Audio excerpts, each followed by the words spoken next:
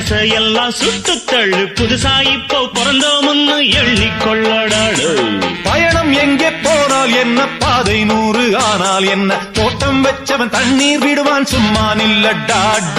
ஊத காத்து வீச உடம்புக்குள்ள கூச, குப்பை கூளம் வத்த வச்சு காயலாம். தை போறக்கும் நாளை விடியும் நல்ல வேளை, பொங்கப்பாலு வெள்ளம் போல பாயலாம்.